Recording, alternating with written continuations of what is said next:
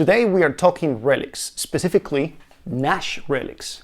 This is the Nash ST57. Let's get to it. Oh, by the way, this is not a paid promotion. I did not get this guitar for free. I bought it with my own money, and I'm giving you my personal opinion on what it is, who is this for, how it compares to custom shops from Fender, for instance, or Jackson, Friedman, Jackson, and all that sort of thing. So here we go.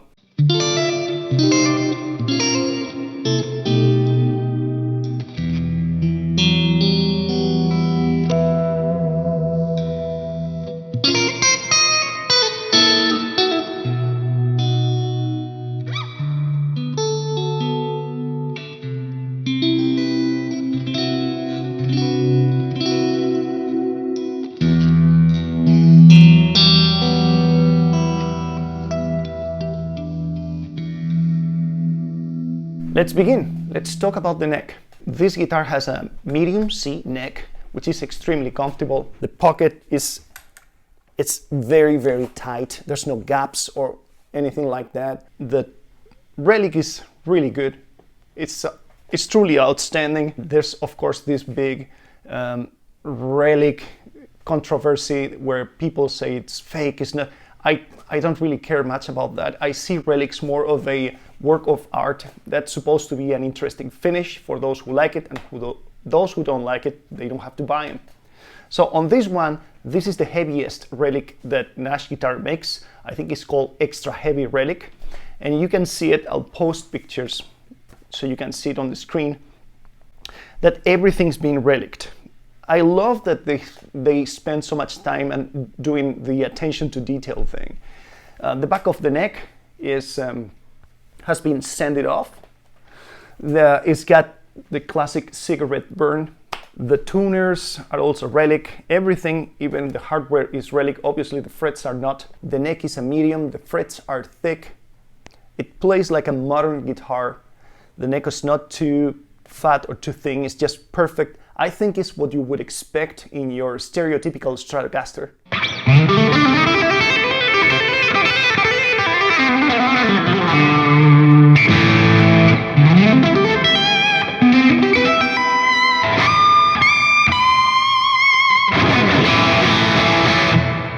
And this particular one, I can only speak about the one that I have, came perfect. There's no fret buzz, there's no issues of any kind. It's incredibly resonant. It's one of those instruments that when you strum, you can feel it resonant against your body. It's a joy to play.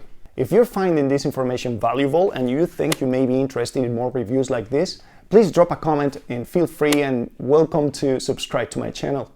I'm not sure who's the source of parts. One thing that I have to mention is that they don't make the guitar from scratch, meaning that they buy the components and the parts, put them together and relic them, but they don't actually make the necks or the body. One thing that I wanted to address is whether this feels or not like a custom shop from Fender or any other brands. I've got a lot of questions about that every time that I play a show, and the answer is no, it doesn't. It's a completely different animal.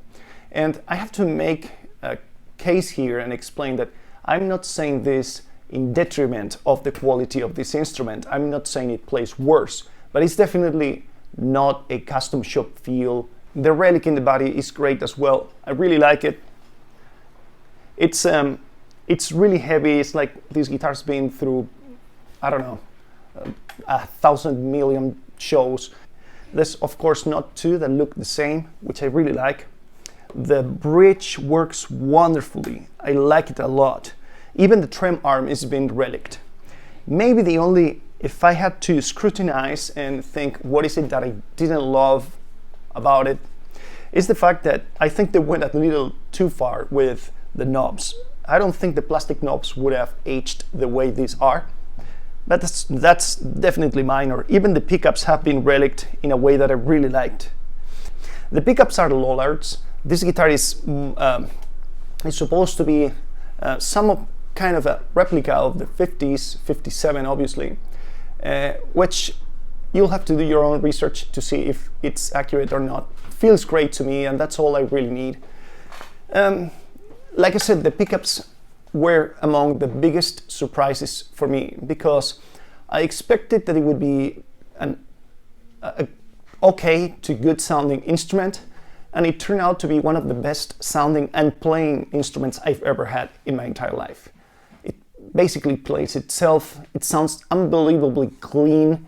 It's and resonant. It's got this glassy tone that we all love about Strats. It's got the quack. It's got the whole 9 yards.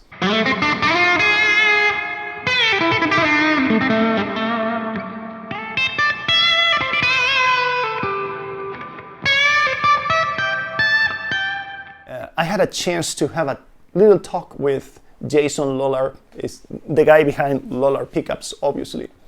And you can tell the guy is really passionate about what he's doing. You can tell that he spends countless hours listening to the pickups. That's what he told me, that when we talked about the competition and import guitars that don't sound quite as good, why? And he explained to me that he really spends time not only crafting the formula, but then putting them into guitars, playing them and seeing what needs to be addressed. A long craft of trial and error that definitely paid off.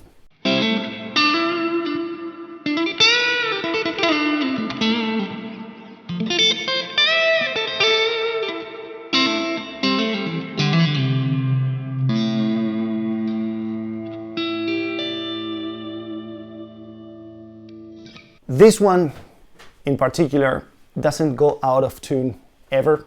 I'm unbelievably happy with that. I don't know, again, if that's the case. For all of them, I can only talk about the one that I'm holding in my hands. But I use the tremolo a lot, and it stays in tune very well, which I'm very pleased about.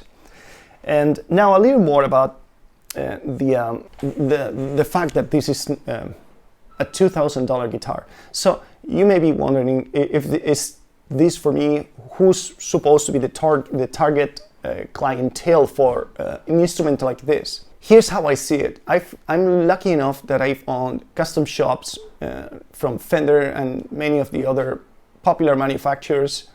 I've had relics from them as well. I've had Soar relics. By the way, I have another video that I'll post, hopefully, if I don't forget during the edit process, where I compare other relic guitars to one another and I talk about them a little bit.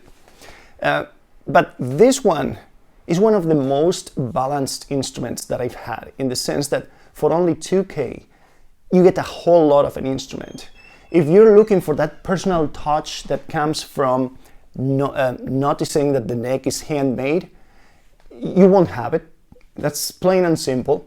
But if that's not a big issue for you, or if, and here's another one, if you haven't played, say, a Fender Custom Shop Relic, not only this is going to suffice, I think you're going to be blown away. Now I'm going to play a few licks and tricks, and I hope you like what you hear. And that will be that, so I'll see you in the next video.